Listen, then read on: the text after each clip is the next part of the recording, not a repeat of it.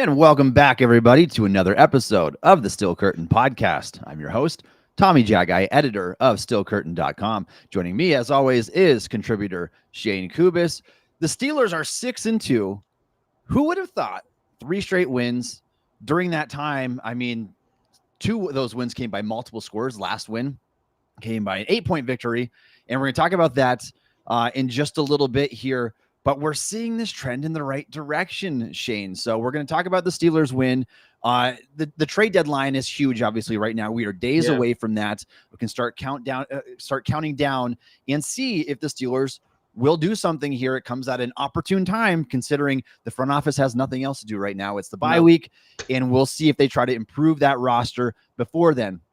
Diontae Johnson gets unloaded to the Ravens, where we'll talk about him. And then Shayne and I are going to hand out some mid-season awards too. We figured this would be the perfect time for that, with a 17-game schedule, no technical midway point, but since we're entering the week 9 bye, no game preview to talk about this week. We're going to hand out our awards and talk about who's done really well for the Steelers and who's been a big disappointment so far. Shayne, let's start though with the Steelers 26-18 win over the Giants on Monday Night Football.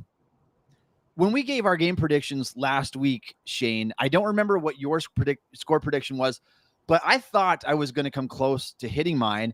And then I ended up giving the Steelers defense a little bit too much credit to contain Daniel Jones and company. Giants put up nearly 400 yards of offense in this game, 394 to be exact. And I thought Pittsburgh's defense would do a better job limiting those big plays, both rushing and passing over the middle of the field.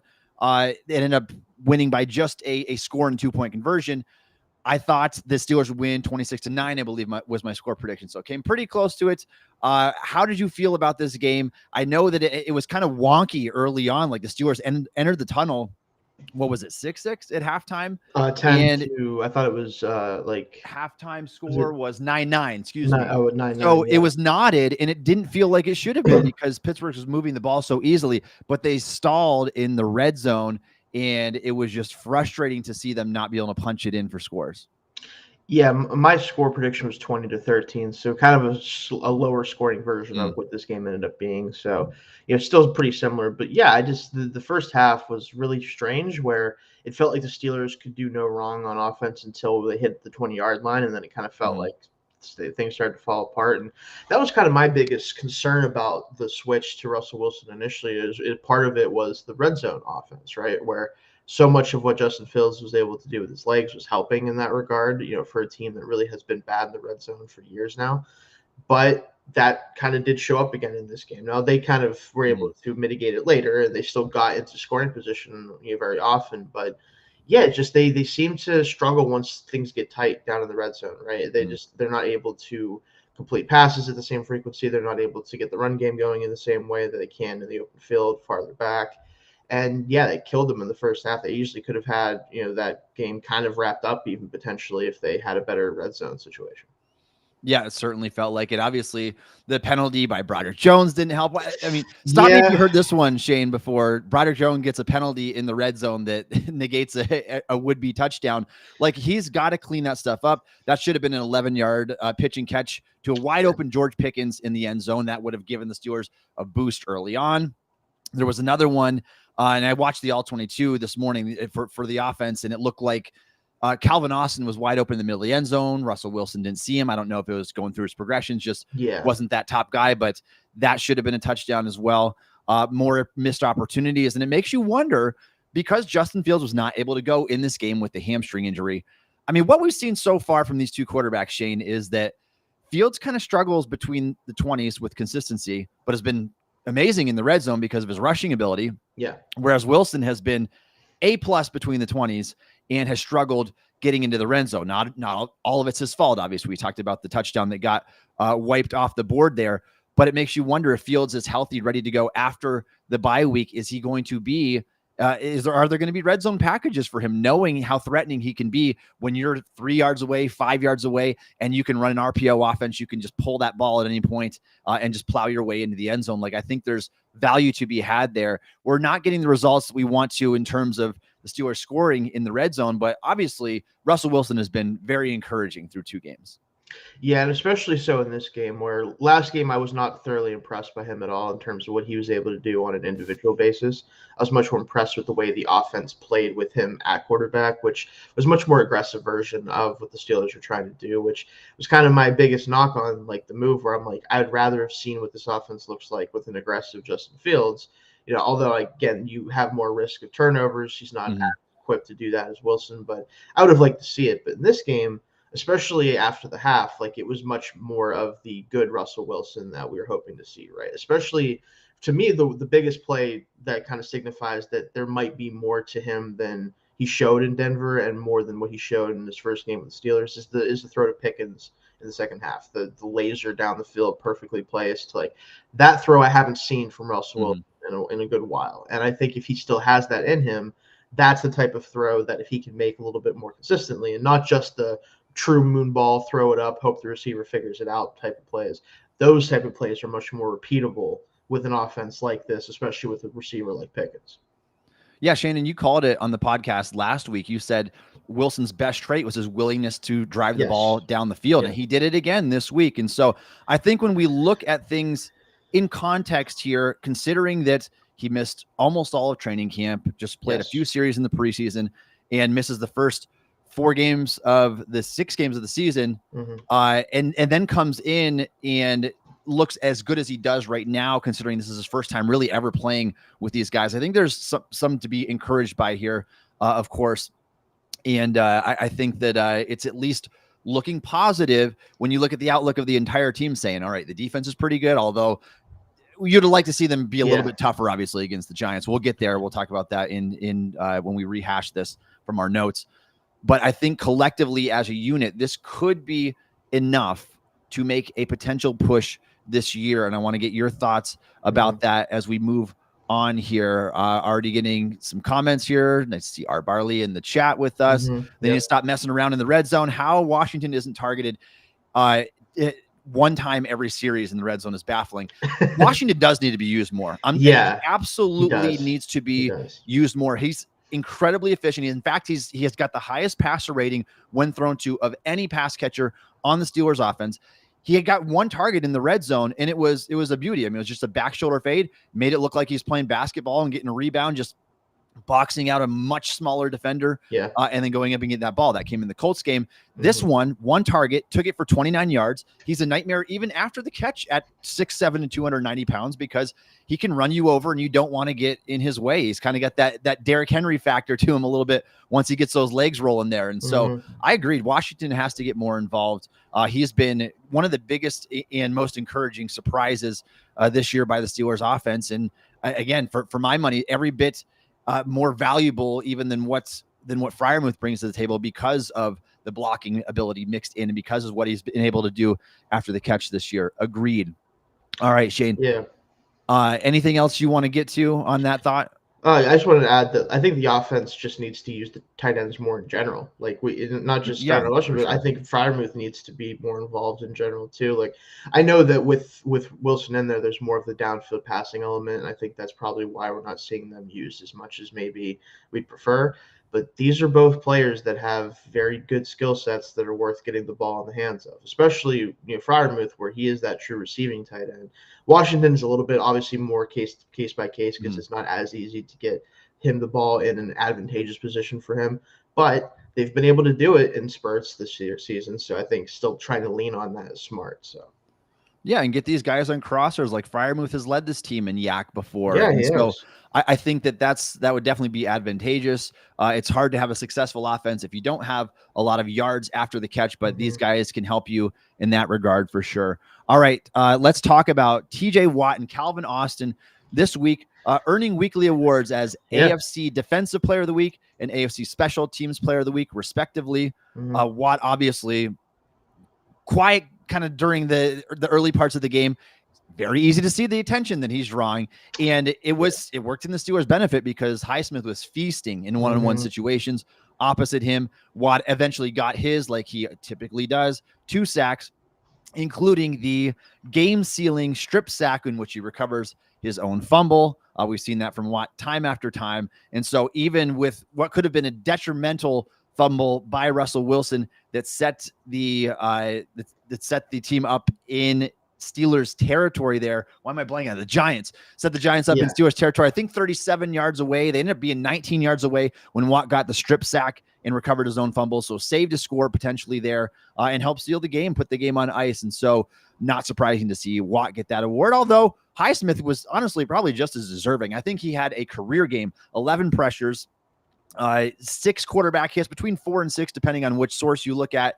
And a pair of sacks in this contest very easily could have went to him as well. Yeah, both edge rushers, and this is the story of this defense, right? Even on bad days by most of the rest of the other players, right? Like this is not a great game, and the run defense was not a great game by the secondary in a lot of ways. When those two are playing at the level they're playing at, it usually doesn't matter, right? They figure out a way to just end the game when the opportunity presents itself, and that's exactly what TJ did. And I think I forget who I saw said this on Twitter after the game, but they called him the Mariano Rivera of pass rushers, where when there's an opportunity to end a game and he's given it, it almost always ends because of something TJ does. And I think that's a trait that's really hard to like contextualize, but I do think it is a real thing with him. We've seen it so many times now in his career where it's like, it just feels like when the fourth quarter rolls around and your tackles are tired and they need to hold up one-on-one, which they never should have to. If you're like, the Giants should never have allowed that to happen. Let's be honest about it, right? Like I know Alex was having a great day and they shaded over him on that play. You cannot, with the game on the line, allow TJ to have a one-on-one opportunity. You just can't do it. But they did, and they paid the price. Agreed. And I know that turnovers and takeaways are fluky a lot of times, but it really isn't. I don't think it is. He's the most consistent player since 2017 when he entered the league at stripping the ball out and forcing fumbles. And just what he does in the fourth quarter is unmatched by anybody else. And so you come to expect this from him with the game on the line. Calvin Austin, earning special teams player of the week for the AFC, deservingly so, had the 73-yard punt return for a touchdown. Now we can talk about whether there should have been a running into the kicker call there. That was a little bit shady. I have to admit, but I can't take anything away from Austin's return. Obviously, no, it had nothing to do with the return. You can count on one hand, Shayne, the guys in the NFL that can go east and west as long as Austin did on that play before eventually turning it up on the opposite sideline and turning on the Jets and going for the touchdown. Like, you can't get away with that unless you have legitimate 4.3 speed, which Austin does. Career game for him because of that, because of the touchdown reception on the corner route. Just an awesome game. We know that he's capable of explosion. He had the 55-yard touchdown earlier in the season, but this was another step in the right direction for him. Yeah, and I'm so happy for Austin because we need somebody else to threaten offensively, but also we need to have big plays in the return game, right? And he has provided that at times this year. Not, before this game, not a touchdown or anything, but he's been a very good punt returner. Kick return game is kind of whatever because the rules are not really helping as much as I'd like it to. But in terms of his ability to punt return and the fact that he's been able to create some explosives on offense, like, this is what his role should be. Like, he should be this guy that you go to for some explosives. You try to get him the football down the field. And honestly, I'd like to see them get the ball in his hands more often in the short game, in the screen game, try to take advantage of that speed. But outside of that, I mean, he's been about as good as you could hope for in recent weeks.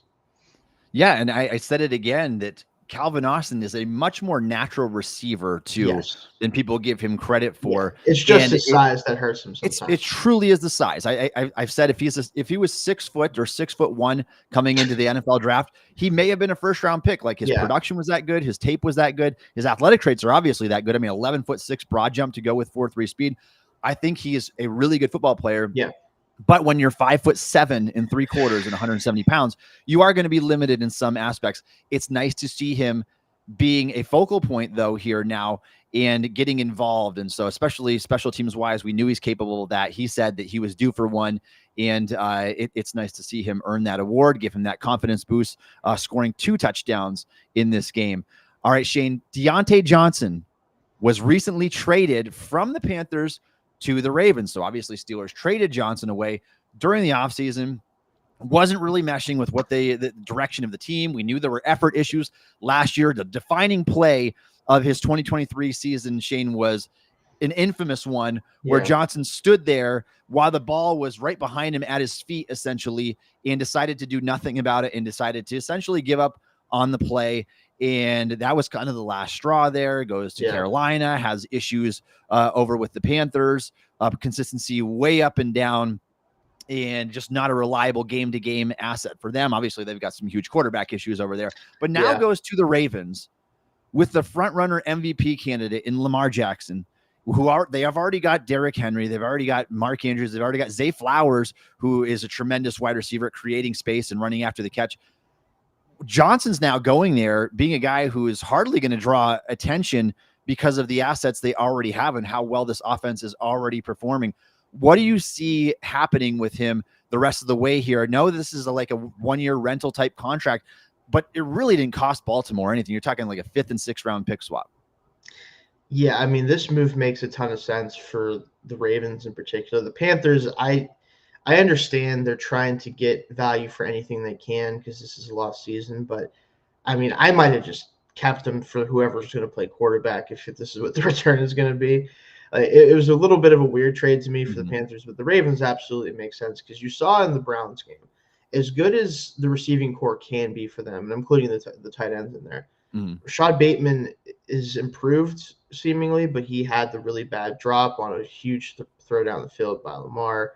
Like Nelson Aguilar has had issues where like he will make some plays for this team occasionally, but kind of look at last year. I mean, against the Steelers in that first game, he had a couple drops that could have changed the game. Like there's just not a lot of reliability there. And Diontae's never been like a surefire, reliable target, obviously, but he gives them something that only really Zay Flowers gives them otherwise, which is an elite route runner, a guy that can make plays after the catch. And I think you look at what he did for the Panthers this year when he was on and Andy Dalton was on, like they were truly a threat in the passing game whenever those two are both playing well. So I think you add him to that offense, it just gives them more options because you want to continue to build out this passing game because the run game, as great as it is, there's going to be moments, and you kind of ran into that with the Chiefs AFC title game. Grant, I still think they should have ran the ball more in that game, but whatever. You're going to have to throw yourself out of some bad spots sometimes. Yeah. And Lamar can do that with what he has, but it'll be easier if he has one more guy who might be able to absolutely blow the top off the coverage at any moment. Yeah, and I've never been a fan of Rashad Bateman. I've never been a fan of Nelson Aguilar. I just wasn't believers in those guys, even coming out of college. Diontae Johnson, if he can return to the form that he was in 2021, and obviously he's not an old football player, he should be in peak condition. He went with the worst organization in the league, and so that probably had something to do with it, although his production and efficiency did dip in Pittsburgh before he left too. But if you're only being asked not to be the go-to guy anymore, but to be the second or third wide receiving option on the team and to not draw the top coverage from your opponent, I think he can thrive in that situation because we know the guy can separate. We know he can run routes at a high level. I mean, they got a trio of tight ends over there with Charlie Kohler and Isaiah Likely as well. Like this is what they needed, and kudos to the Ravens for going out and making that happen. Now the Steelers are going to have to play against him twice, and we'll see how that goes. We know that Diontae Jackson has been his career with the Steelers has kind of been a roller coaster ride so far. He gets the takeaways, which are nice, but you also have allowed some big plays. Your coverage has been spotty. He's not the biggest guy on the boundary anyway, and so if the ball is well placed, there's just not a lot he can do about it, even with his speed. So Steelers really have one reliable man-to-man coverage cornerback, and that's Joey Porter. And even Porter will get flagged as much as any CB in the league here. Right. So it'd be nice to see if somebody else can step up and kind of emerge into that role, or if Jackson can get a little bit more consistent there as well. But the Steelers will play against Diontae twice this year. We'll see how that goes and what type of impact he will make on the Ravens. We've got another chat in here. Dan, the Steelers fan, chiming in.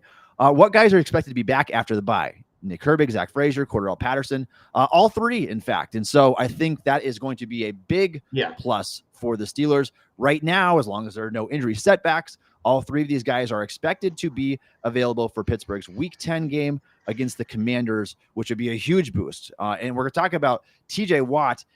He's on the pace to play 945 snaps this year, a career high at 30 years old. And that is not what you want to be doing when a star player enters their 30s. You need to lessen the load, not make it bigger. Obviously, the workload has been bigger because of the injuries to Herbig and to Highsmith this year. But I'd love it if Watt can reduce his snap count by 15%. and even 20% when these guys come back. What's really going to matter is not having Watt on the field in the regular season. The Steelers have to win football games. They have to make the tournament.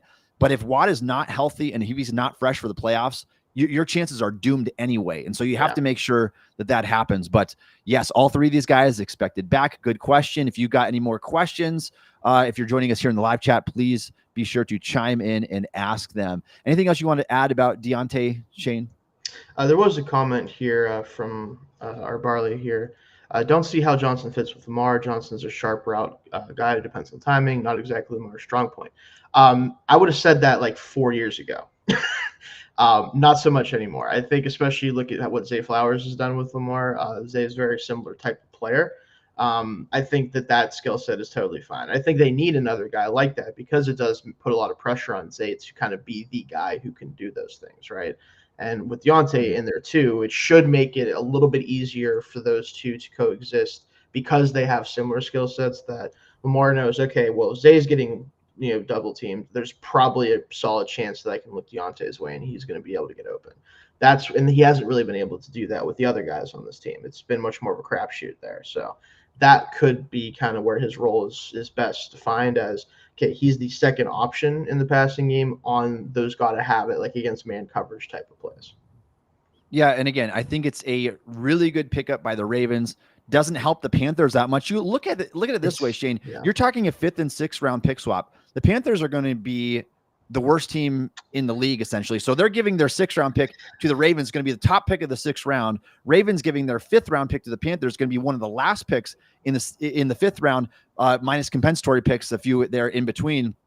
The difference between the two picks is hardly anything. And you're only taking on $3.4 million of guaranteed salary from Diontae Johnson this year. It's a really, really, really low risk move by the Ravens. And it's a perfect rental type move for any team that is a contender. And so I applaud Baltimore for being able to make that happen. Don't really know what the Panthers are doing. Just maybe they want to unload him. Maybe he's just not getting along with the coaching staff, or is kind of just disgruntled there. And so we'll see how that impacts the Steelers and how it impacts their offense. There's not a lot of room for the Ravens to go up offensively. Really, our offense has been fantastic this year. It's been the defense that has been struggling. Obviously, Ravens are coming off one of their worst offensive games, though, against the Browns. In that loss, Steelers took first place of the AFC North this week. But a lot can change because we've got a whole mess of AFC North games, head-to-head matchups coming up after Pittsburgh's bye week here. All right, we're going to move on to our next discussion topic of the day, and that is our notes from the Steelers versus Giants game in Week 8. We'll start with the offense here, Shayne, and we'll touch on players that we haven't talked about too much yet. But Darnell Washington, I want to touch on him one more time here. Just earned the one target for 29 yards, earned a 92.7 overall grade by Pro Football Focus. He's one of the top graded tight ends in the league this year because he can both catch and block. There are very few of those guys who can do that anymore. And yes, you're going to be a bit lumbering at his size, but he's a freight train when he gets moving. I want to see him get more involved in this offense. And we even saw a few reps of him essentially serving as that second tackle. Man, did he look good. Like, I think he's so strong. The way he is right now, he could play tackle if he needed to. Yeah, I think with Washington, the reason why he's going to consistently grade out as one of the best tight ends in the league is because when he does get targeted, it's almost always positive, if not always positive this year. And he's the best blocker in the sport at his position, in my opinion, at least in terms of the all-around pass block, run block, the whole 9 yards. Like, nobody has his combination of size and strength and ability, and even honestly technique as a pass protector and as a run blocker, combined with the ability to, when you do throw him the ball, he's probably going to run up the sideline and run through 5 guys, and then that's kind of the end of it. Like, he's a guy that is admittedly like not super easy to get the ball in his hands in advantageous positions because he does take a while to get going. You either need to throw him the ball a little bit down the field, which is always a crapshoot in the NFL, or kind of get him going on those little like leak outs where he could run up the sideline and try to get some build up speed. But you're right. I think they do have to continue to find ways to get him more involved because Freiermuth, they're not doing the best job with him either. So it's not like it's just Washington's fault. It's just kind of a tight end offense that isn't really using them for some reason. But they both need more involved, and maybe even more, like you said, than Washington. It's probably him that needs more involved than anything else. Yeah, Shane, I have a season numbers pulled up here too. Entering the bye week, Darnell Washington has caught 11 of 12 targets for 120 yards and a touchdown. That's 10 yards a target and 136.1 passer rating when targeted by Steelers quarterbacks this year. Like, it is a small sample size, but it needs to get bigger as the season goes on. He's too valuable of an asset. Just when you've got a 4.6 speed at that size, I don't know how he does it. It's the long strides. It's deceitful, but he does get moving down the sideline. He picks up yards in a hurry, and he punishes defenders at the end of the run. And we talked about how he needs to be used in the red zone. I mean, this is what I want to see more. When you've got a threat like that in there, I don't care if you have him split out wide and you've got Pickens split out wide the other side. Like, you can't double both. Obviously, you can't devote the safeties to that. Steelers can run the ball right up the middle, whatever. You can throw this guy a fade route, and he's 1 of 1 so far. I'm like, maybe try some more in that area. And so I think that he is definitely coming off of just another good performance, and one of the players that I wanted to highlight here. The offensive line performance, Shayne. Put a fork in Broderick Jones, man. Like, this is getting so ugly, and he does have some encouraging reps. I went back and I watched the all 22 on Jones. There are some things to be encouraged by. There are reps where he can hold his guy for 3-4 seconds at a time, but other reps look so bad and he looks so lazy. He was called out by offensive line coach Duke Manyweather, that private offensive line coach, for his laziness, essentially, and saying there's no excuse too good. For this. He's too good. He is too good for that, and I agree with that. Like, it makes me upset because it makes me look like I missed on the evaluation process too. I don't think that I missed on the talent, but I do think that had I known that Broderick was going to make just zero effort to get better from year 1 to year 2, I would have never had him as high. Like, you have to love football. You have to be motivated to what you're doing. It does not appear that he is. I don't want to speak for him. I don't know him personally, but there's no other way to look at it, because his technique has gotten worse from year 1 to year 2, and that's inexcusable. And the thing that I still struggle with so much when I watch him is I don't understand how an offensive tackle could possibly be worse at using their hands. Like, that's the thing that I don't like. It legitimately looks sometimes like he doesn't want to put his hands on the guy until he absolutely has to. And it's like, showing late hands as an offensive tackle can be important. Like, you don't want them to dictate what you're doing. So you want to give them the opportunity to show their hand and then take care of them. But he just doesn't use his hands often. Like, at all, it feels like he's not trying to actually use any sort of technique as a pass protector, and he's just kind of out there athleting it until it works or it doesn't. And when it does work, you're like, yeah, there's the talent, right? Like, guys shouldn't be able to have reps like he does with just their talent level in the NFL, but he does have some that you're like, wow, there it is. But then the next 4 reps, you're like, do you even know like what the play is? Do you know what the pass protection is supposed to be? Do you know who you're supposed to protect against? Like, that's the thing that's so frustrating, is all the talent is there. Like, again, like you said about missing on, like, the talent was not something that anyone missed on. It's whatever it is from a mental perspective or his ability to learn proper technique or put the effort in. Like, we don't know what is going on behind the scenes. We don't know how much effort he is putting into practice and other things, but whatever it is he's doing, the amount of effort or not, it is not translating to the field. And until it does, we're going to have to keep talking about him being maybe the worst starting tackle in the league, at least one of them.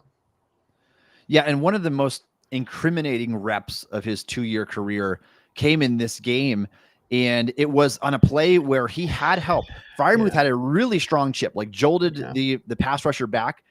That already made his job a lot easier. But even with the chip, somehow managed to completely whiff on his guy and force Russell Wilson out of the pocket. I'm like, you had help on that play. You can't let these things happen. That is the sign of a bad offensive tackle who is not progressing, unfortunately. And it'll be interesting to see what the Steelers do. Like, obviously they're going to ride this out. I mean, we saw Calvin Anderson coming for a snap. That was a nightmare. Yeah. So we can't have that. So, athlete, so if you're curious as to what options are out there for the Steelers depth wise, there aren't any right now. Maybe when Dylan Cook comes back, but even with that, Shayne, though, like, I think because Broderick is just so much more talented of a football player than a guy like Dylan Cook, I'm not ready to make a switch like some people are. I'd rather ride it out, because the difference between the two is probably going to be small anyway. Because, I mean, you're talking about Dylan Cook as a 4th-string tackle. What can you expect from him? But the difference is probably going to be small between the two. And you have to hold out some hope. He's still in year 2. He's just turned 23 years old.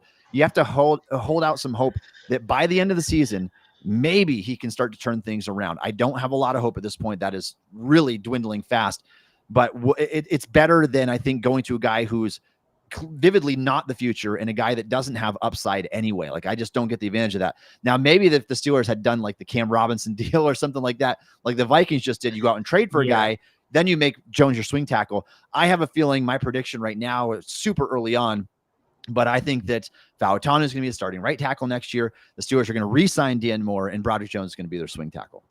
Yeah, and I think that seems like where it's trending, but I wanted to throw this chat up as well about situation. How much does the Tomlin left tackle, right tackle, don't know games have messed with his head in development? I do think that is a part of the equation here, right?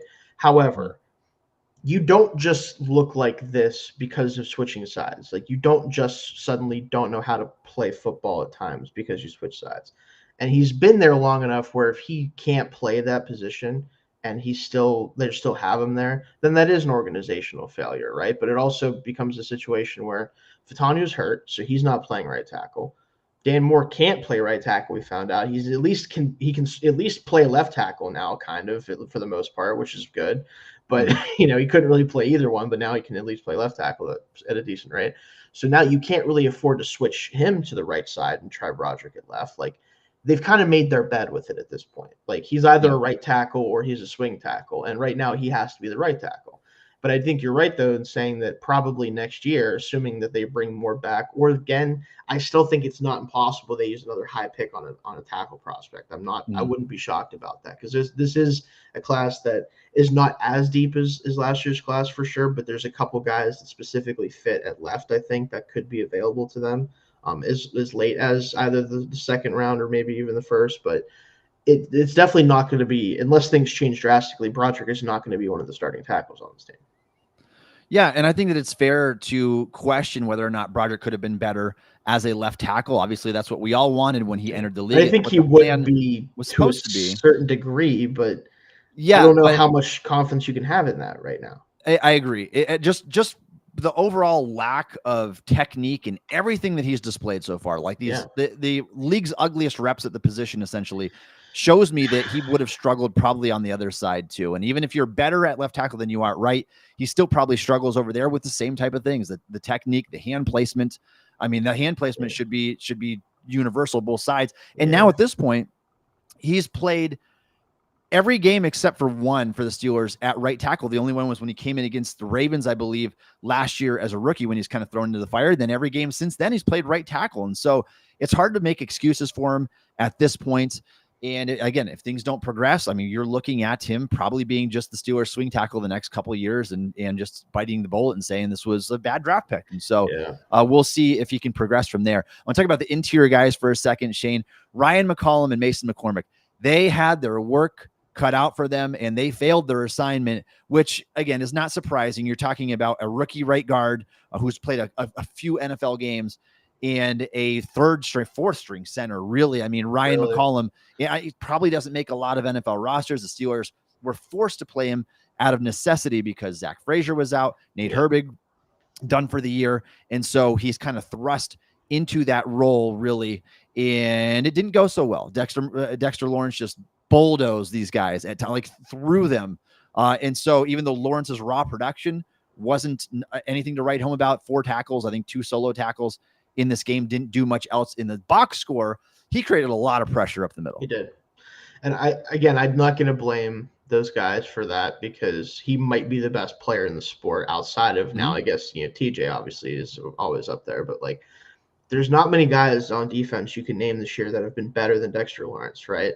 So for me to sit there and say, oh man, Ryan McCollum of all people and a rookie guard didn't stop him, like, no crap. Like, I hate to break it to people, like, that wasn't part of the game plan. The game plan wasn't for them to win, it was for them to survive, right? And they survived because he didn't wreck the game plan entirely. But at the end of the day, like, I think McCormick still had a really good game overall in terms of his, especially run blocking. Like, they did a totally fine job, especially in the run game. But in the pass game, it was enough to keep Russell upright, right? Like, we didn't have this disastrous night in terms of not being able to move the football at all through the air, not being able to get off big plays down the field. And that's all you really ask for. So, yeah. Another chat coming in here. I think he can play guard. I think that's in reference to Broderick Jones, possibly. But here's my thing with the guard talk for Broderick. I think he either needs to work out at tackle or he needs to be a swing tackle, because I don't know if it's more valuable to try to make what's the upgrade difference between Broderick and a guy like Mason McCormick, who vividly loves football. He loves to drive people into the dirt. You can tell that's not an issue. And he's got amazing traits to work with. He's just a better player right now in general. So it doesn't really matter. I don't see the benefit of doing that. You're not going to bench Isaac Seumalo for him, obviously. Mason McCormick, I'd rather just roll with him, to be honest, and hope that he's your starter by next year. I think McCormick has had a lot of encouraging play so far.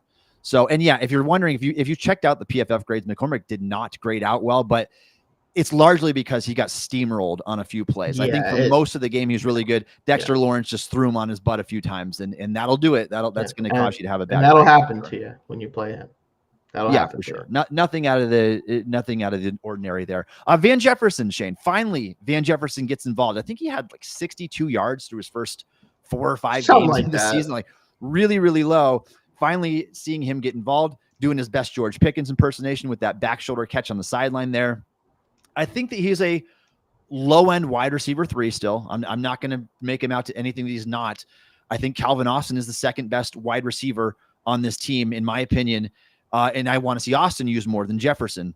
Having said that, it was nice to see him at least do something in this game, make that big play in the second half for the Steelers, and a few others chain-moving type plays, and so good to see him get involved there as well. Yeah, he was useful. I think that's the best way to describe it. Like, he was useful in this game in a way that he really hasn't been. And it did make me laugh a little bit, because there was one point during the broadcast where I think it was Troy Aikman said that they've been using him as a blocker and he's been excellent in that role. And I'm like, no, he's not. He's not been excellent in that role. And Grant, is he going to be? Probably not. Just ask him to do it because no one else is around to do it. But I did just think it was a little bit funny because, like, yeah, they're certainly using him that way. Not sure if it's really good. But he's definitely being used in that way. But no, he was definitely a useful player in this game, and you're hoping that you can get at least a little bit closer to this type of game more often from him. Yeah, for sure. I think that everything I've gathered from Van, when I watch him talk, he sounds like the perfect team player, kind of like Dan Moore, just doesn't add a whole lot to this offense, but nice to see him do something here. And Shayne, I want to talk about George Pickens for a second too. I was glad that he didn't lose his head in this game after I mean, he essentially had 2 touchdowns that were wiped away. The first one because of Broderick's face mask call was a wide open touchdown there. The second one, Shayne, he got 2 feet in. It's just the same foot. Only and that's George Pickens could do that, by the way. He's the only player I think that could possibly have a play like that where it's like you managed to get 2 feet down without getting 2 feet down. And it's really funny because he's just – every time you go back and watch the game film, he's the funniest player in the sport to watch. Like the catch where he like spun and like did the different, like after the catch and like pretty much was like trying to head fake guys for like 10 minutes. And then he tried to jump over a pile and like landed on a guy. Like he's the funniest player ever to watch. And when he does stuff like that, it cracks me up every time. Yeah, and that jump and just like landing on his back on a couple of guys down like, in the pile, never even got close to going viral. I'm like, and I tried to make sense of it too, and I think it may have been because he didn't want to get his legs rolled up, right? But he he didn't managed want to land and do worse things. WWE move right there. So he is interesting to watch for sure. And again, he's always going to show up and make a few big plays. Anybody else you want to highlight on offense, Shayne? I mean, we talked about Wilson's performance a little bit. We're going to talk about this player. At least I will be talking about him in the near future. Najee continues to just look like a different football player. I mean, at this point, if he keeps doing it, we probably won't even have to mention it because it's just going to be a foregone conclusion. But yeah, the run game is certainly moving with him as the lead back right now.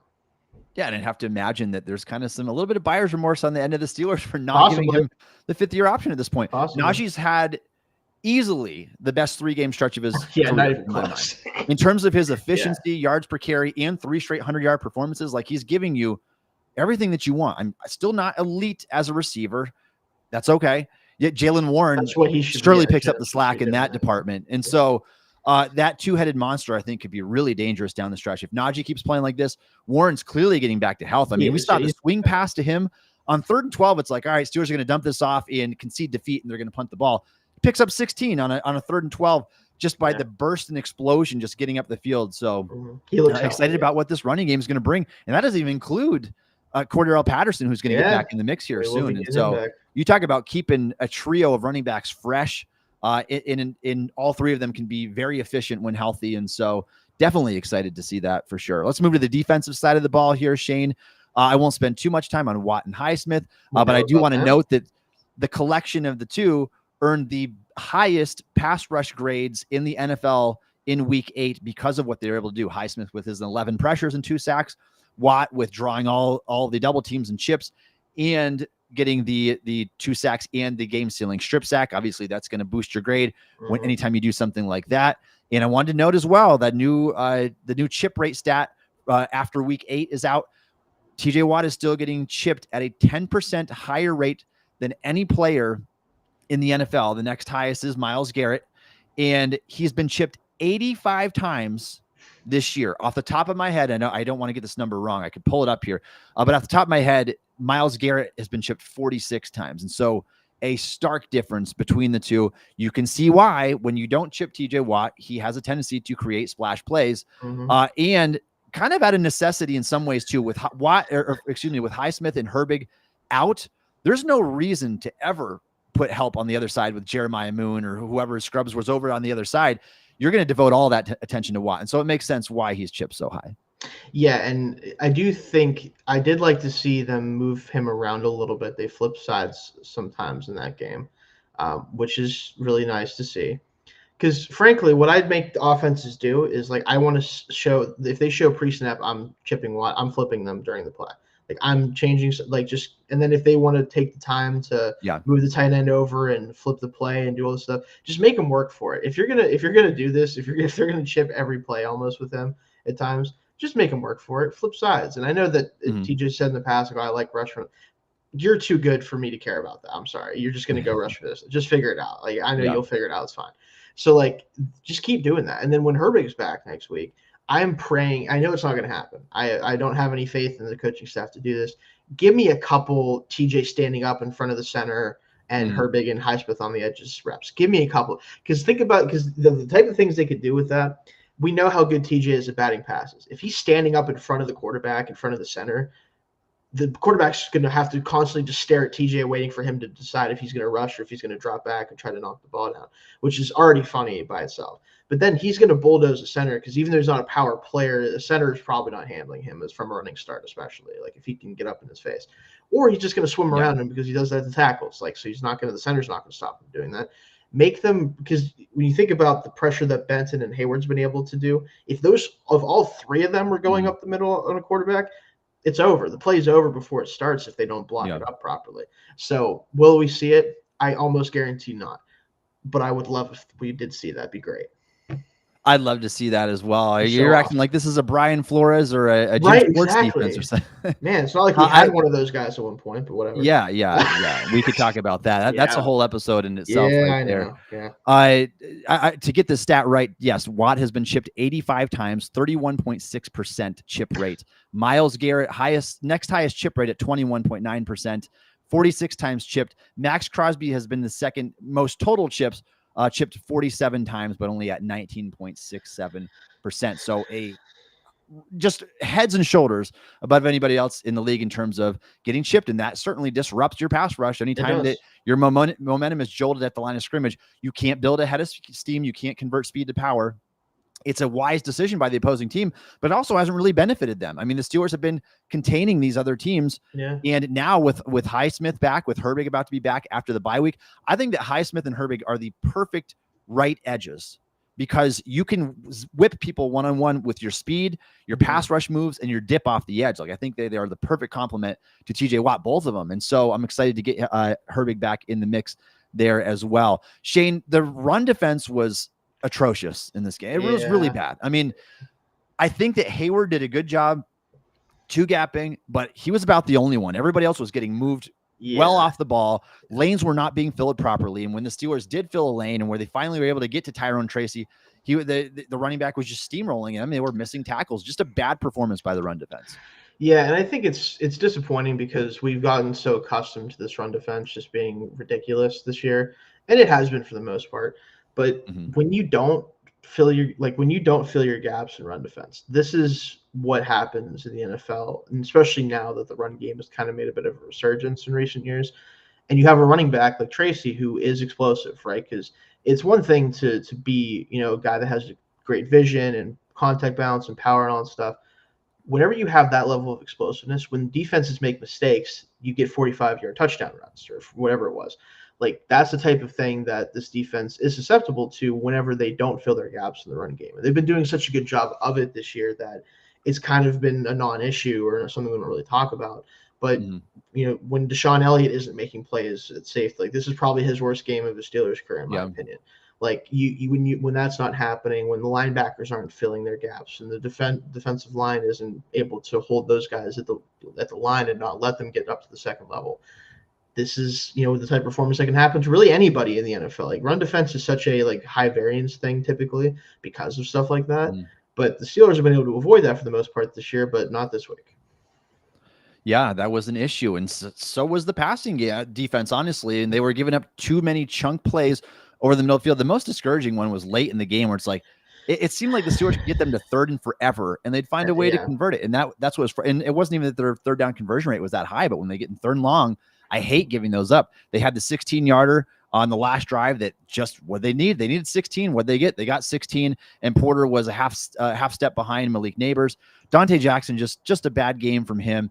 It is concerning moving forward that sure is the potential of the takeaway from Jackson. Is that going to outweigh all the stuff that he gives up? Because he got dusted by Darius Slayton in this game, and that's a guy that we'll talk about here in a second too. But Jackson just doesn't look very good right now. Like, is he going to be the option at the end of the season? Because he needs to play better than what he is. For this defense to be an elite defense, you can't have the holes in there. And as Beanie Bishop has gotten a little bit better these past couple of weeks and into the game on an interception as well, I think Bishop and Jackson are both going to struggle with sticking with their guys in coverage at times. We'll see how Cameron Sutton gets in the mix here because he is officially eligible to come back after the bye week now too, but the pass defense was an issue. Yeah, there's so much of the defense that just relies on the players being the reason they win. The scheme doesn't really do them a lot of favors typically. And when you have guys that aren't playing to their potential at times, because not everyone is obviously going to play at 100% of their level all the time, you get games like this where, like, Diontae Jackson, he's been overall an impactful player for this defense at times, but he's going to let guys up sometimes. It's going to happen. You can't really expect him to just play one-on-one coverage often because he is an older player. He's dealt with injuries. He's not always going to have the same juice. But they just kind of let him do it. They play a ton of single high with Minkah, which makes sense because he's able to do that stuff. But all it takes is one look off of the safety, and you have a one-on-one down the field. That's why you have Darius Slayton play early in the game. Like, it's just because the scheme doesn't protect the players and it doesn't help them in a lot of ways, in my opinion. Every game is about, okay, which of our star players is going to show up the most, and is it going to be enough? Like, that's what it kind of feels like this defense is predicated on. And I get it to a certain degree when you're paying these guys all this money and you expect them to be those players every week. But that's just not always going to be the case. Like, it just isn't. So at some point, you need to step up and scheme it up yourself. And they've done that in the second half by, like, the third quarter, they always, like, change up their blitz rates. They start playing a little bit more man or zone, whichever they weren't playing. Like, they do some stuff like that. But overall, like, too often in games, I feel like the scheme is the reason they're losing and not the players. Yeah, I would agree with that. And you look at this defensive performance as a whole. When you give up nearly 400 yards, you're very fortunate to only come away with giving to the up Giants, especially. It's like the Giants, and we wondered if that might happen too. And I think it was a bit of a letdown performance, honestly, kind of a stud and dud performance. Really, you had the edge rushers doing a lot, and nobody else really chipping in to do their part. And so, just a collectively underwhelming effort, I would say. Though I can live with you allowing 18 points. Typically, that'll be enough to get the job done. But it's the Giants. Like, I kind of expected they could hold them to 10 or 13 points or under. And so it's a team that scored like 3 points or 10 points over the previous two games. Like, it's not been easy for them. And I think too often they were able to kind of find easy completions and easy run lanes. Yeah, I know. So I think that's maybe a wake-up call for them going into the bye week. They'll see what they can work on and what they can fix. Let's talk about special teams briefly here because we already talked about Calvin Austin, his 73-yard punt return. And Steelers are close to getting hands on those field goal attempts They again. keep doing They're that. just so good at doing it. They keep doing it. So other than that, I think that we can move. And Corliss Waitman, I mean, that guy has been everything and more that you could ever expect, like your off the street punter to be for you after Cameron Johnson went down. Totally fine. Again, wouldn't know anything about him if I didn't cover the team. That's all you need to know. So that's all you really need to know about it. Exactly. All right. If you're a fan of the Pittsburgh Steelers and would like to support the Still Curtain podcast, please consider subscribing to the Still Curtain podcast on YouTube. We appreciate all of your support. All right, Shayne, let's get into our Steelers midseason awards. And then after this, we're going to talk about what moves the Steelers could potentially make before the NFL trade deadline. But first, midseason awards. Let's start with the most valuable player for the Pittsburgh Steelers. And how do you want to do this, Shayne? You want me to go first on these, or you want to go first? It's up to you. I do think I don't mind going first because I have a couple picks that I think are going to be a little different from yours, especially, and more so as a way to kind of give guys props because we know some of these we kind of know the clear answer to some of them, and others are a little bit more up for debate. But for my MVP, I'm gonna actually, only because I want to give this guy his flowers for what he's doing and all the questions about him this offseason. Can he come back to the level he was at? Is he going to be worth the money they're going to ultimately give him? Because we knew he was going to get that contract. Cam Hayward has been the most consistent player on this defense, especially with the fact that TJ Watt has at times been kind of taken out of the game for no fault of his own. Right. There is times where he just isn't impacting the game in the same way that he normally would because there's so much attention going his way. Right. More so this year than maybe ever. But Cam, sitting in the middle of this defense, has been the anchor for the run defense, has been the anchor for the interior pass rush. He has been having one of his best seasons in his career at age 35. And it's just, I have to give him his props because of what he's been able to do at his age and the situation this offseason.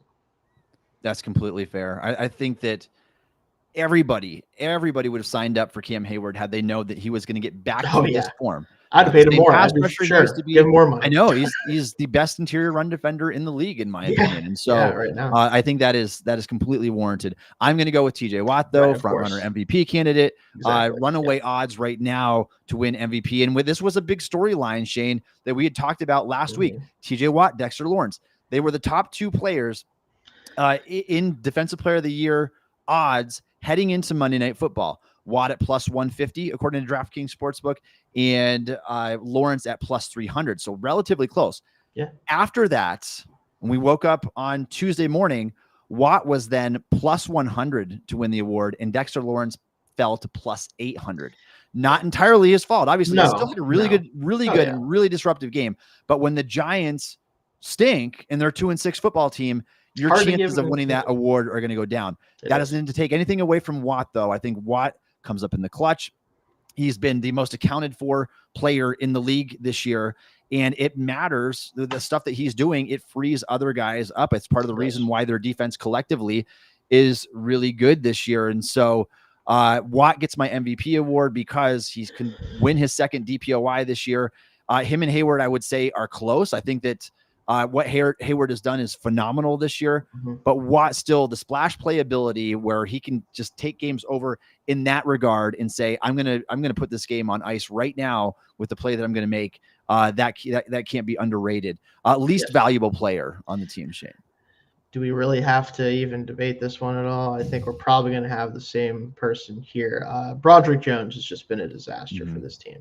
And I know that luckily it hasn't really mattered that much ultimately in terms of the box score and the wins, because the two losses we have, you could say that he had a big part in both of them because just of inconsistency, but it was a combination of things that led to those losses. Yeah. Overall, it hasn't destroyed the team by any means or destroyed the offense, but there's just too many times where a big play could have happened and it's a penalty, or a big play had potential, but he allows the guy to get in immediately and the sack happens or a bad play happens. Just too much of that. And when a guy is this consistently bad and not just bad, but like disastrous at times, it's hard to give it to anybody else. I agree with that. I think there's another one of these superlatives he could fit into as well, but Yeah, we'll least talk about valuable. that later. I'll put him there as well, just because this was so rough. Everything we've seen is as every bit as bad as we thought it could possibly be, and he's managed to exceed our low end expectations for him. So Broderick Jones there. I won't go too much into detail since we've talked about him so much already. Most improved player on the team, Shayne. I think we got to give it to the guy that we may have said his name more than almost anybody else on this team coming into this offseason or coming into this season. It's Dan Moore Jr. He has been a quality starting left tackle this year, truly. And I got to give him a lot of credit. It could end up meaning that we have to have him as left tackle for a while. And if he plays at this level, that's okay, especially if the contract isn't anything egregious. But you have to give him a ton of credit for in a contract season after really not showing a ton of development or true, like, really honestly the starting level play for the first 3 years of his career. To come out here and solidify the left side of the line with his play is really impressive by him.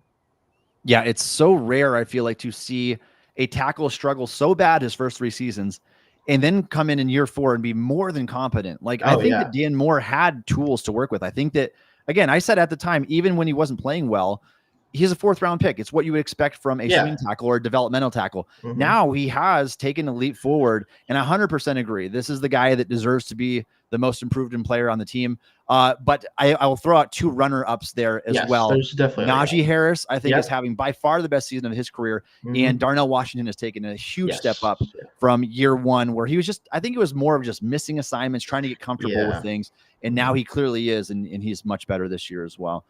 Best offensive player, Shayne.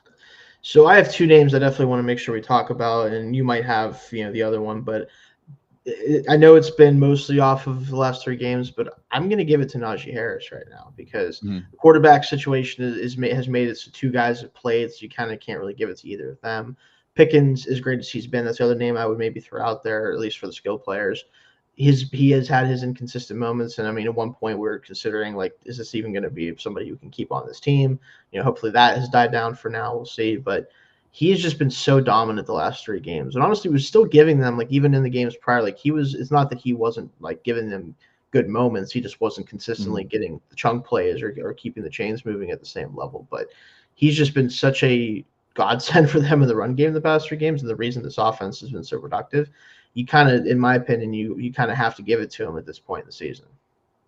100%. I'm going to give it to Najee as well. It exceeded my expectations and more. I've been the biggest Najee critic and the critic of the pick in general since the 2021 draft. I think the philosophy was wrong. I think that they drafted a bit of a slow and lumbering at times running back. Doesn't even look like that same player anymore, because when he does get a hole, you can see that's where he can be special. That's where he can run guys over and stiff arm them and do all the things that he's good at doing. Those were just so few and far between in his first 3 seasons. But thanks to the offensive line, thanks to Arthur Smith, I think, and the improvements Najee's made, he's deserving of being that guy, the best offensive player for the Steelers, especially since there isn't really one other player that sticks out in that area. He stands above the rest. Best defensive player, Shayne. I mean, the same 2 names we talked about for MVP of this team, I think, are in this conversation. Now, I would have said until the past couple of weeks that Deshaun Elliott, safety, should also be in consideration for this. It's been a bit of a rough go of it the last couple of weeks compared to his start. So, not saying he is all of a sudden bad or anything like that, but I think it's clearly Hayward and TJ Watt, Cam Hayward, TJ Watt is the 2 guys that you can talk about for this. And for doing best defensive player, it's TJ.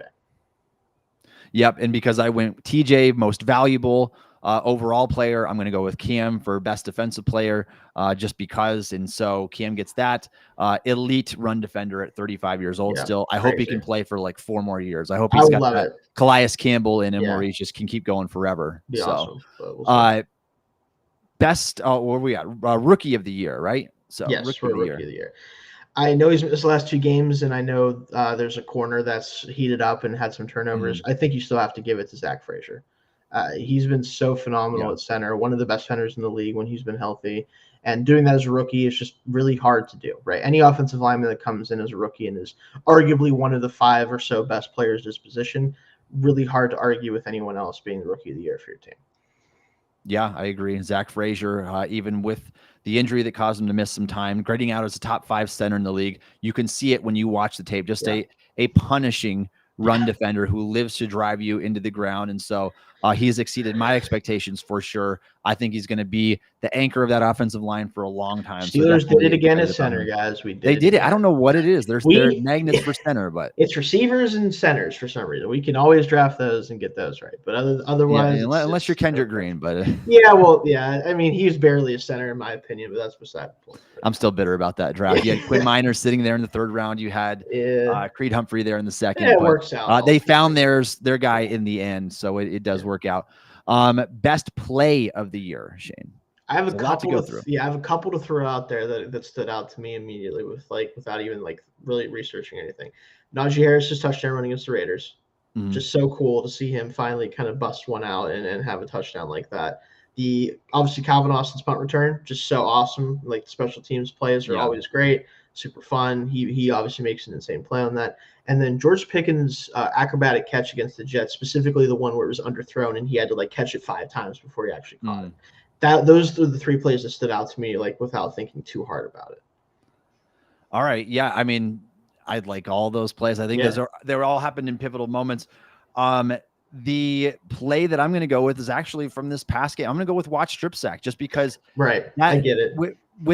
I mean, the Giants had 2 more plays there to get a first down and with 19 yards away, potentially go and tie that game up. Yeah. That is a game sealing type play that you can only expect from one player in the league to make. And not only that, but recover his own fumble. The Austin touchdown obviously came in a crucial moment as well. There's a lot to choose from. I can tell you the best one that didn't count was the Justin Fields rope to Pickens over past Sertan. It was like a 63-yard air yards or something like that. Yeah. Thanks, Broderick.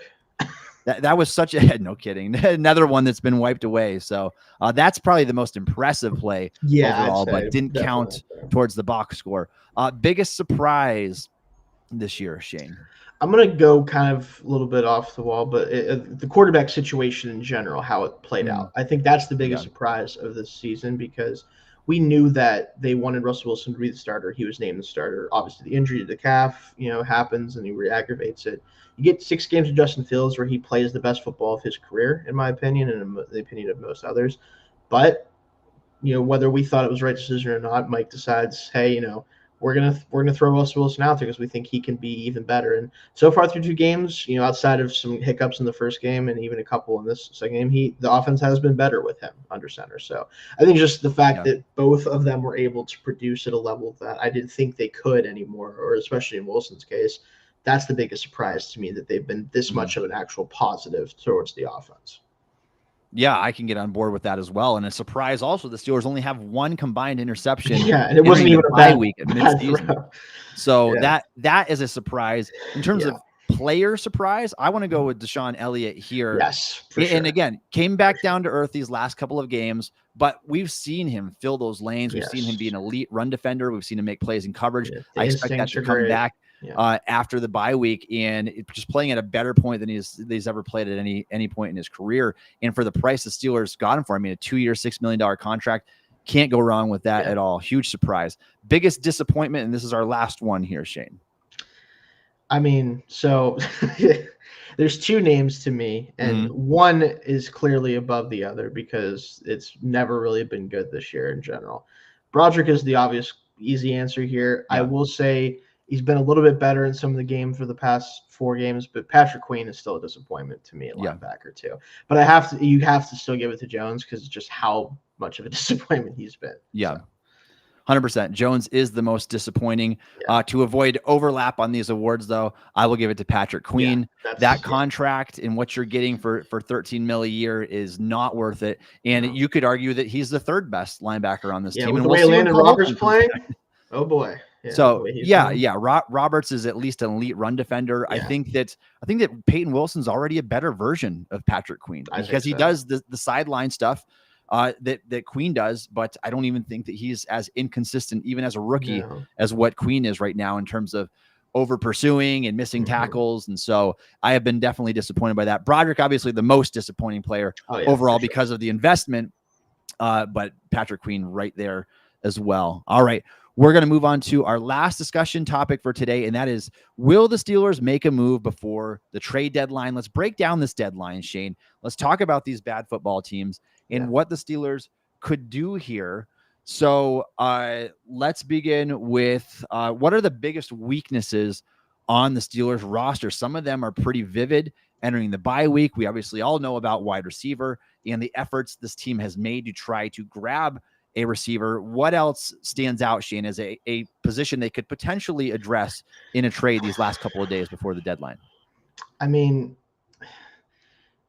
the defense still, I think, is missing more corners. Like, I would like there to be more options to go to. Now, Trice, when he gets back, you'd love to insert him there sometimes, but he has had injury issues throughout his entire career, so he's not really reliable.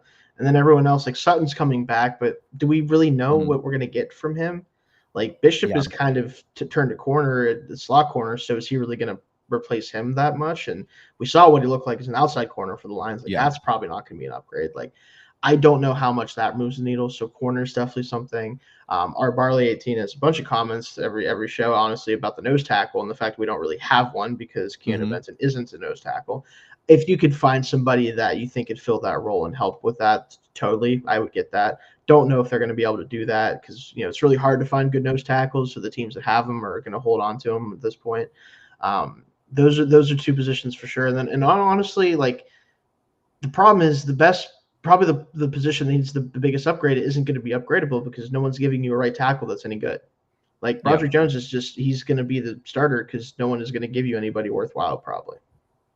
Trench players are hard to get, even from bottom-dwelling teams. It's just hard. So, but I do agree. Like, if the Steelers had that true nose, that zero technique guy, that it'd be awesome. Is extremely stout at the point of attack, and you can actually play Benton as a 3 technique in a position where he would be better. Yeah, I would love that. I don't know what the options are going to be in terms of that either, because there's so few of those guys who are elite run defenders in the NFL anyway, and a lot of them are on teams that are still competitive, and so. That is the issue that we run into there. But I agree with you. Cornerback, you talk about Sutton. Sutton is a slot corner to me. He is not an outside. We saw him struggle even late in Pittsburgh, which is not what he's good at. I mean, he's a 5'10" cornerback who is in the late stages of his career at this point, was never an elite athlete, was more of just a smarts type of guy and being in the right place, right time. I don't want him playing the outside. I think that's a downgrade, honestly, from Diontae Jackson. At least Jackson, who is, again, an undersized corner, has more speed to his game, and I think more man coverage ability than what Sutton does. I think that Sutton will be used in somewhat of a rotation, maybe even get some safety snaps. I don't know how the Steelers are going to use him yet, but I think a rotation with Beanie. But I do think that you find another chip in the secondary if somebody's willing to part with that, preferably a boundary cornerback, just because we can't rely on the health of Corey Trice. I was super optimistic about what I saw early on, but the guy plays like 29 snaps at a really high level and then goes and pulls a hammy just running on a special teams gunner snap. And so hard to trust him moving forward to stay healthy there. But then a wide receiver, obviously, that's the big one. That's the kicker. It's like, if you could bump everybody down, say George Pickens is your number 1 receiver, bump Austin down to being a number 3, bump Van Jefferson down to being a number 4. Like, I would like that so much better.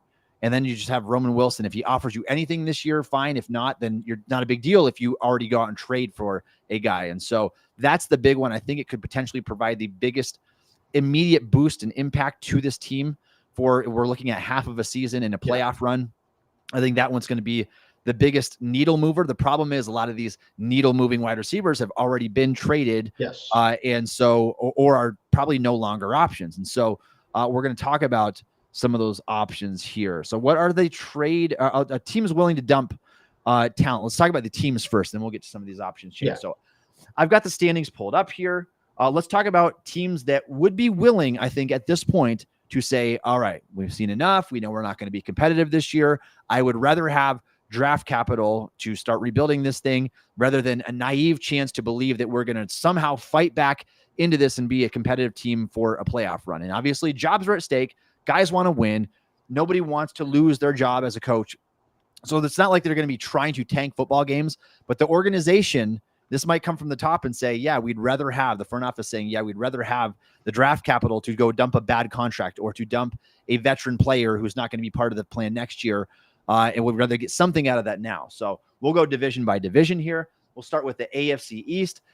The Bills are 6-2. That's a no-go. They're not getting rid of anybody. But the three other teams in that division, the Dolphins are 2-5. The Patriots are 2-6. The Jets are 2-6. The Jets are just a nightmare train wreck organization that you've got a old quarterback. You just traded good draft capital for an old wide receiver.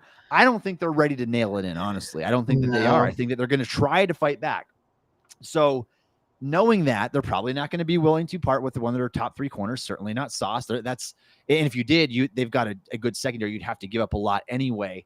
They're not partnering with a guy like Quinnen Williams. I don't see them getting rid of anybody from that team. I think you're looking at the Patriots and the Dolphins as the two teams in that division, Shayne. And so maybe a guy like Kendrick Bourne, the wide receiver from the Patriots. Does it move the needle? I'm not the biggest Kendrick Bourne fan. The Dolphins, I think, probably less likely to want to get rid of a player, just knowing Mike McDaniel, knowing that Tua is back now and is healthy for the moment. And we'll see if they can make a push into the second half of the season. But the Patriots are probably the team that you're looking for. Anybody there from this AFC East that intrigues you? I mean, I'll throw this chat up there about I've heard a Garrett Wilson trade could happen. I have heard rumblings of that. It would be very dumb to me because he should be one of your building blocks as much as he's had trouble. Because I think with a non-Aaron Rodgers quarterback, it probably is as much of an issue for Garrett Wilson, right? I think he probably plays a little bit better with somebody who doesn't require him to play in the way that Aaron Rodgers requires him to play. But outside of something like that, and I think you're right about the Jets. I think they've kind of made their bed so hard that they have to keep trying until the fat lady sings, for that phrase. And honestly, I think the Patriots, they just don't have anything that interests me, frankly. Especially things that we could actually potentially get from them. I don't think that team even is really true. They're not giving up in the sense that they were never planning on competing, in my opinion, obviously. But I don't think they're necessarily willing to start giving pieces away for probably not much, right? They'd rather just let Drake May continue to develop this year, kind of keep the team together, see what they want to keep moving forward. And then the Dolphins, I think they can still make the playoffs. That's what I think the Dolphins think. Yeah. Now, do I agree with that? No. But it doesn't matter if I agree with it. It matters what they think. And I think they've already seen a team almost do a similar thing in the past with them when they were 1-7 or whatever it was, and they finished 9-8, whatever season that was. So I think they can do that. So I don't think the AFC East is really where I'm looking if I'm trying to find talent to grab from.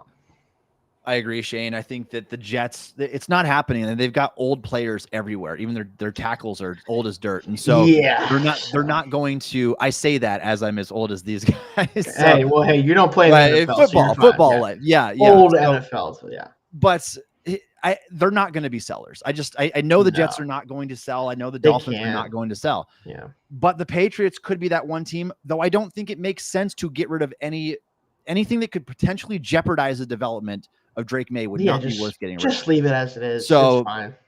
So we have got a comment that Thornton, Tyquan Thornton. Yeah. I can see that making sense with Russell Wilson because those moon balls, you get a guy that's 6'2" and runs 4.28 or whatever down the sideline, but so inconsistent. He's not a natural receiver at all. Those guys I know. And does it move the needle? I don't think that it does. Do the Patriots want to get rid of him? I'm not sure if they should.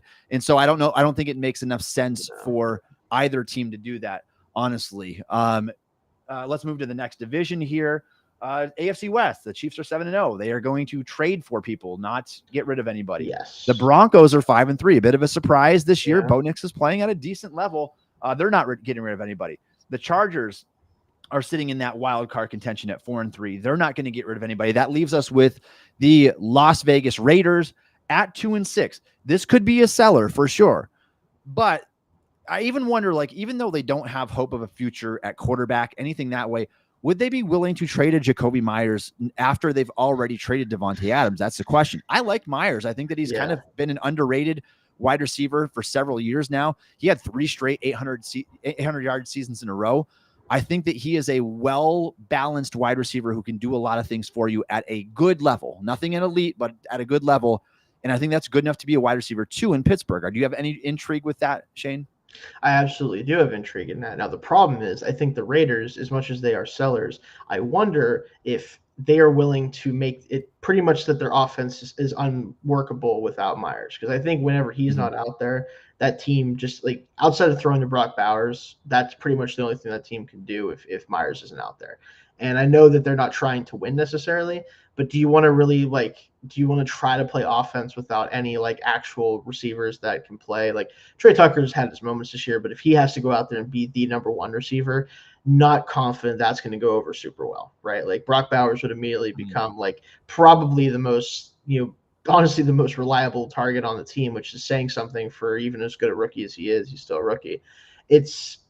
I don't think they're going to do it, but I absolutely would be in on it if they are open to trading Myers. Yeah, I would too. And I agree for the same exact reason. So I don't know if they're going to want to jeopardize themselves that badly. But again, I mean, it depends on the mindset of the front office and the owner. If they say, all right, let's go into full-blown tank mode here, we're going to try to get a quarterback, try to get Shador next year, whatever you do. There's just not a lot of other players worth trading for on the Raiders, honestly. You're not getting a Max Crosby or a Colton Miller, as nice as it would be to have a Colton Miller to be playing for you as well. Although, yeah, you'd have the same problem with two left tackles there. But we'll move on to the next division here. I think that was really the only one. Myers is the only guy that intrigues me from the Raiders there.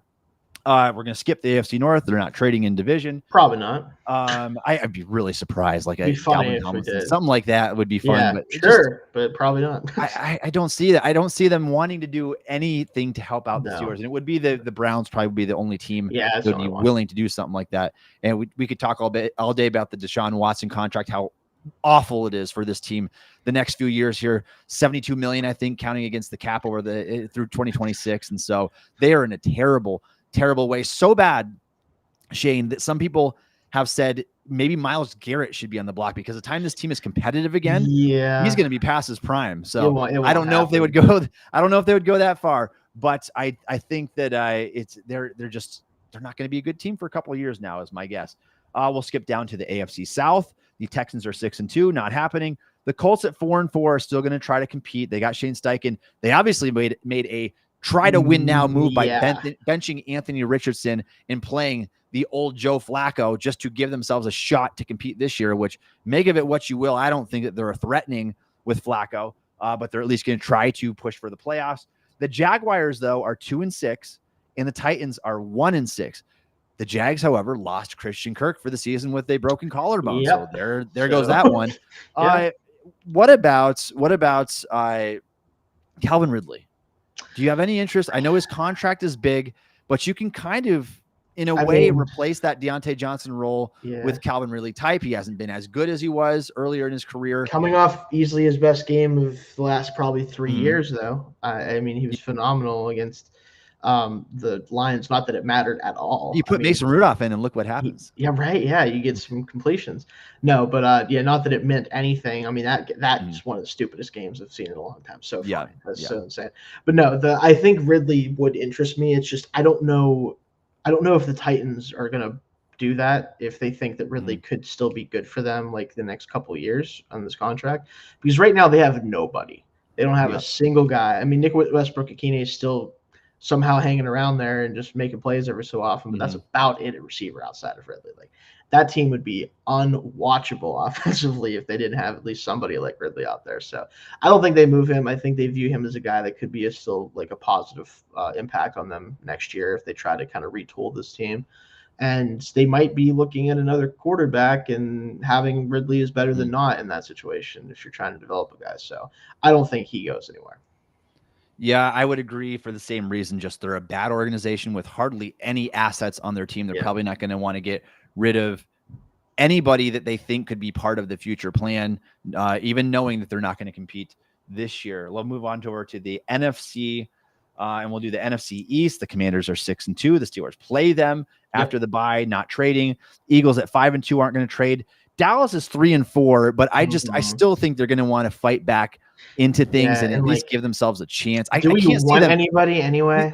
You go and give Dak $62 million a year. Like you're not in tank mode with a 31-year-old Dak Prescott. I think they're going to try to win. That leaves us with the Giants, who the Steelers just beat. And after dropping to 2-6 on the season, maybe they're willing to part with the Darius Slayton. This is one of the most talked about names now. That's the guy. And for good reason. Slayton is a solid player who can still win down the field. We saw it during the Steelers game And that was kind of his audition, I think, to say, all right, look at me before the trade deadline here. I think the Giants in their current state would be willing to part with them. They probably know that Daniel Jones is not going to be their quarterback next year. They already have neighbors to look forward to at that position. This team is out of it. They're not fighting back into this race. They're just a bad football team with a really bad point differential. I think that Slayton is potentially on the table, Shayne. So I want to ask 2 questions. What do you think about Slayton, and would you prefer him over Jakobi Meyers if both were options? So the first question, I'm definitely interested in him for sure. I think the biggest thing the Steelers can do at this point, if they're trying to add a receiver, in my opinion, is one of 2 things. You have to either add somebody who can be an actual impact in the role that they wanted Van Jefferson to play, which is the possession receiver, blocker, all that stuff. Like, that's the first thing. If they can get somebody like that, and that's why you wanted like a Cooper Kupp from the Rams. Now that the Rams are fully healthy, it seems like, and back in action, that's not happening, I don't think, obviously. Yeah. So Myers would kind of be the logical second choice there if you're trying to find that type of player. But again, I don't know if he's available. Slayton, meanwhile, he is the burner. He is the guy that can create explosive plays whenever given an opportunity to. And with the way that Russell Wilson's throwing the football down the field, that could be really huge for this team, because then it's not just George Pickens and occasionally Calvin Austin when they can get him lined up in the right spot. I will say, if I'm choosing between the 2, it's really hard, because part of me is like, Myers makes a ton of sense. He's a schematic fit. I think he'd be able to play inside and out for this team a little bit, do all that stuff. Makes logical sense. But the other part of me is like, moonballs. Yeah. Yes. So it's like, it's weird. So I think that Slayton would be probably less down-to-down effective for this team. I think he would impact the game less on like a down-to-down basis.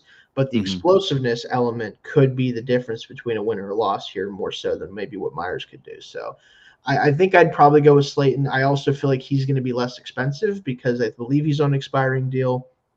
I don't think his deal extends past this year. He is a less consistent player than Myers, so I think you could get him for cheaper. And frankly, I just want to see this team have to put guys out there that have to force the defense to cover grass, because the more space you can create with the way Najee's running right now, and the fact that the quarterback run game isn't as prevalent now, you need more space built by the scheme and the players out there. That would help a lot. Shayne, my thought process was exactly the same as yours. Slayton gives you the opportunity to be that Tyler Lockett to the Russell Wilson down on the other side there, to just take those shots one side after the next, force teams to play cover 2, and it makes the Steelers just run the ball easily against their opponents.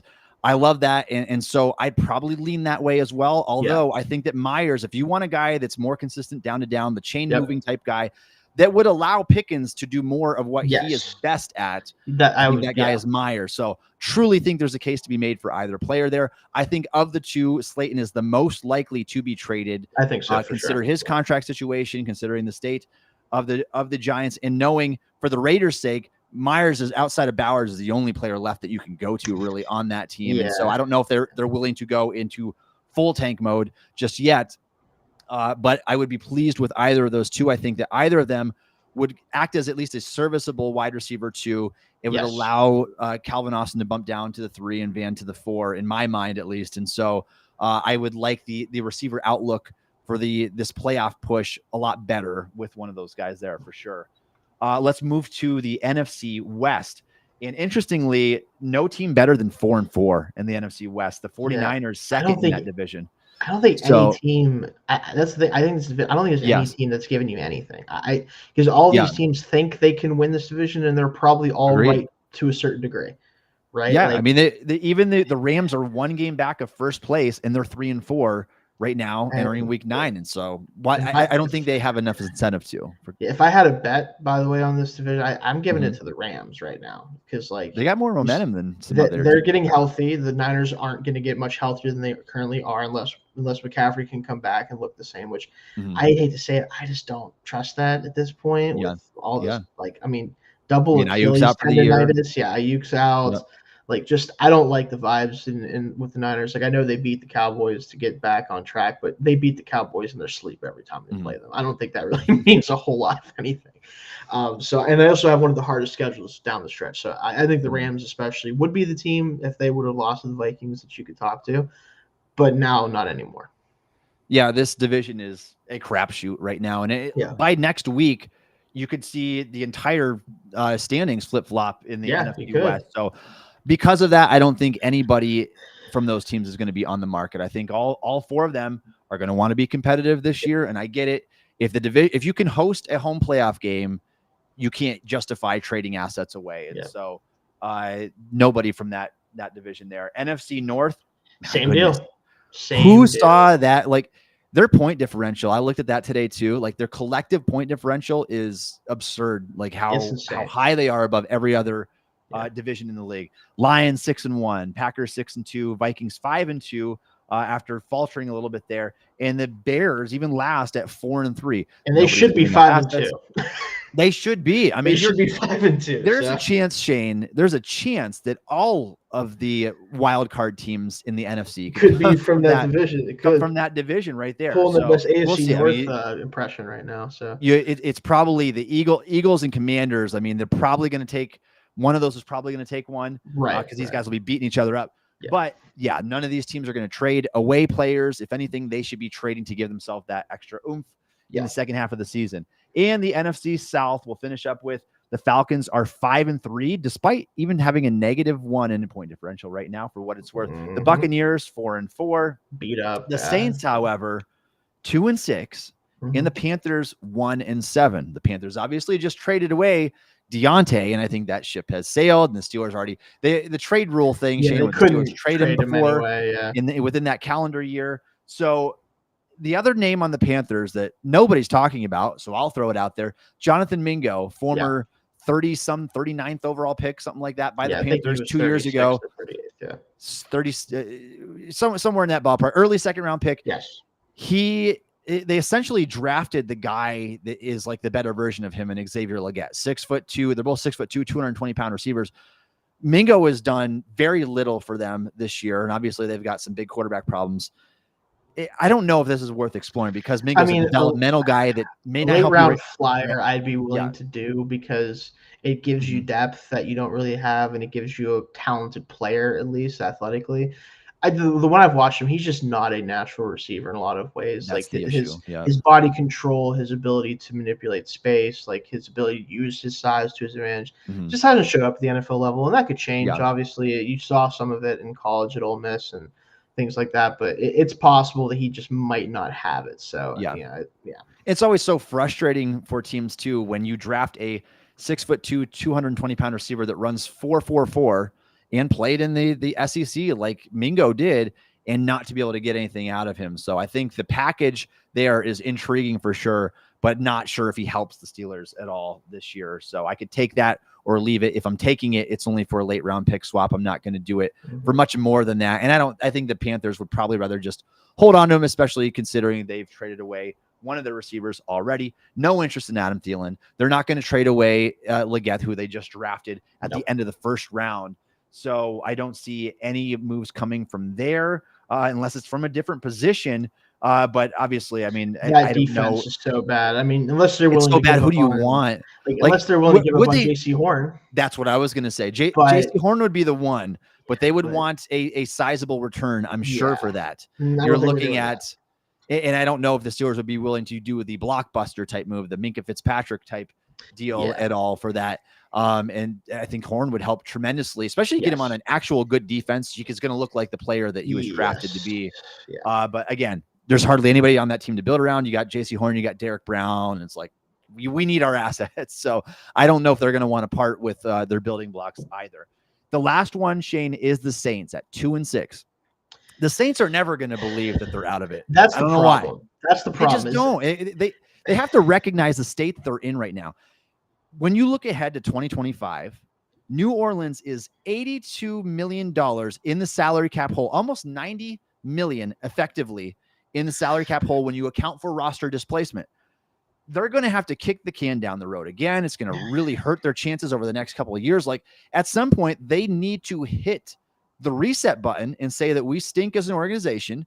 We're going to get out of debt and we're going to trade for future draft capital. If they were willing to do that, Shane, my big surprise, blockbuster trade, Chris Olave. And I know that everybody will say, well, that's an asinine thought there. Olave is going to need a new contract next year, or at least he should be getting his contract this year going into a contract season. He's going to get $30 million a year in that ballpark. He's a really, really high end wide receiver 2, low end wide receiver 1, but a good football player who would be an excellent complement for the Steelers.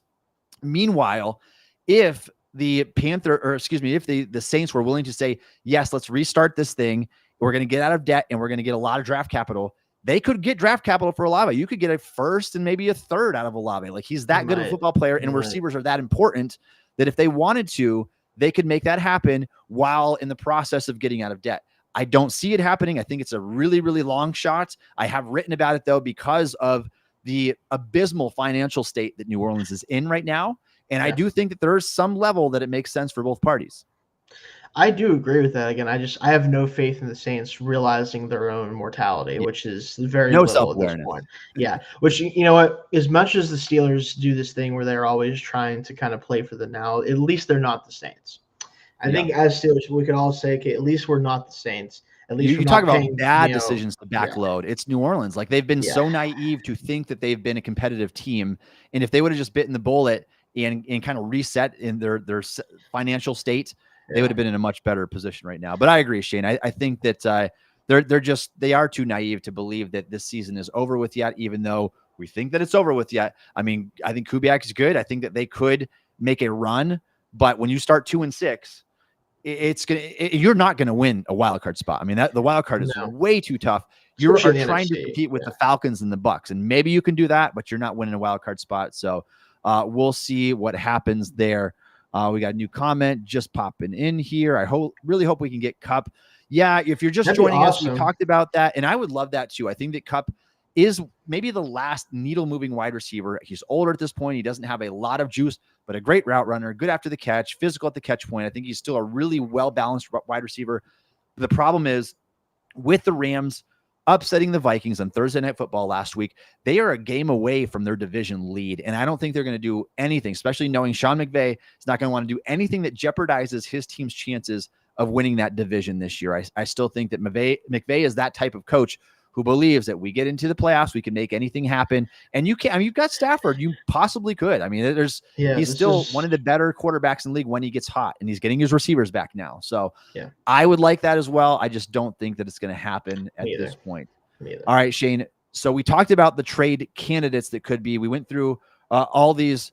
We went through team by team and talked about the possibilities there. Should the Steelers make a trade, assuming one of these names we just threw out there, Shayne, is available, which one would you go after most, and what would you be willing to give up for them?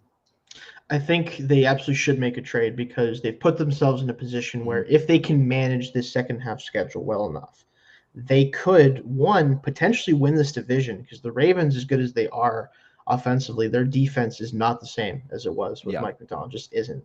And I think that unless they figure that out at some point, they're going to be super threatening in the playoffs. They're going to be maybe even more threatening than they were last year in some ways. But I don't think they're necessarily going to be the same regular season team that we've seen them be in the past, where Lamar kind of can just get them to 12, 13 wins when he's fully healthy. Not sure if he can do that this year with the way the offense and the defense have not really complemented each other. So there's a chance you could win this division. And secondly, like if you do win this division and the rest of the AFC continues to kind of be a little bit iffy, just except for the Chiefs, you could have a pretty high seed here. You could have a chance to have a home playoff game against a team that you're clearly better than. And if you can kind of bolster this roster in the meantime to get to that point, you could win 1-2. Hey, maybe we have a chance to actually contend a little bit this year if you add to the team a little bit.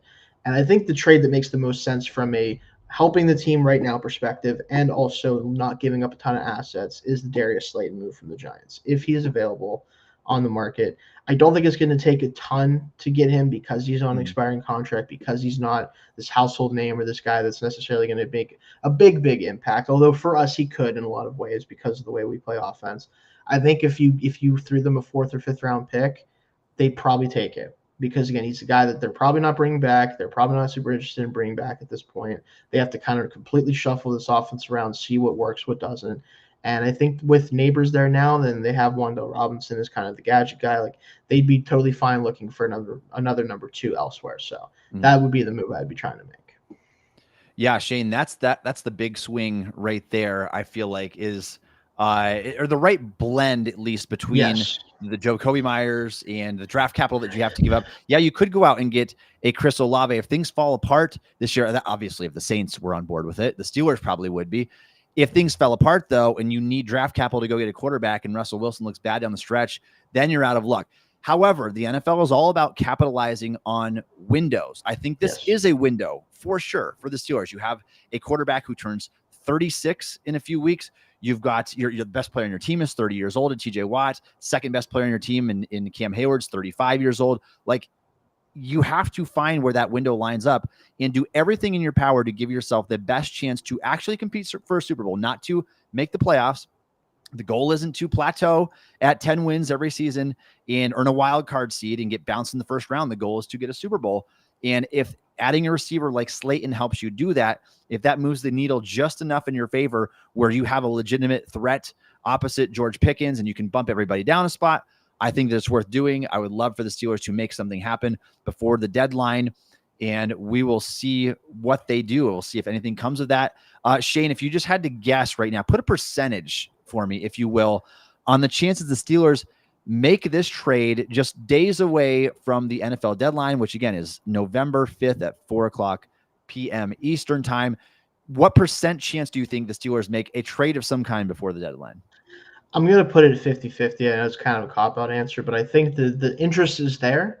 But we've seen Omar Khan has his price, and his price is what it is. If the price is not right for him, it doesn't happen. And I think that there's a chance that happens, but teams have kind of played hardball with him, and he has balked at them, and they've moved on and done other things. So I think it's truly like a 50-50 chance we see something get done.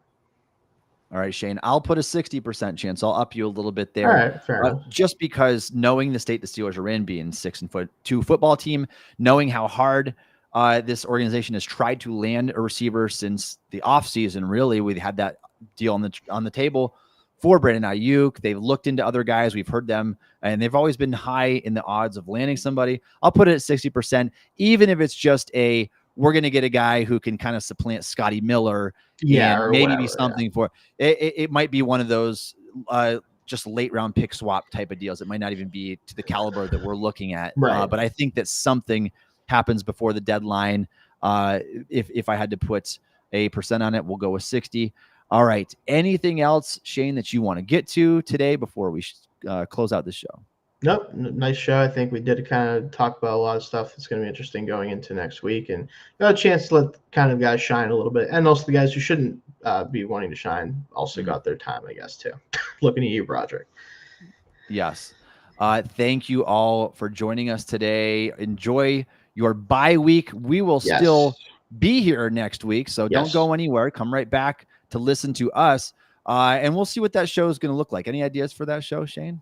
Obviously, we'll preview the Commanders match, but outside of that, I think we could try to have some fun with it. I have a couple of ideas, but I'll save them for in case we actually do them or not. So, yes, please join us for that and enjoy that week off of no Steelers football. Throw on some NFL Red Zone or something. Yeah, just watch football without having to worry about it, right?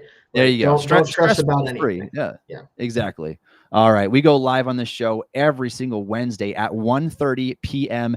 Eastern time. Set your calendars and set a reminder for that, if you will. Also, please like and leave us a comment. That'll help others see the content that we are putting out here. The channel is really taking off. Shayne and I want to bring you as much content as possible. Also, Josh Yorsh does too, who does a live show every single Monday at 1:30 p.m. Eastern time. This week, though, because Steelers played Monday Night Football, he gave us instant reactions to the game, so you can go check that out on our YouTube channel. Thank you for joining us on the show. You can follow Shayne on Twitter/X at Shayne Kubas. You can follow me on Twitter at Tommy Jaggi. You can download the Still Curtain podcast wherever you get your podcast. Also, check us out on YouTube or ask Alexa to play the Still Curtain Steelers podcast. And thanks again for listening to the Still Curtain podcast.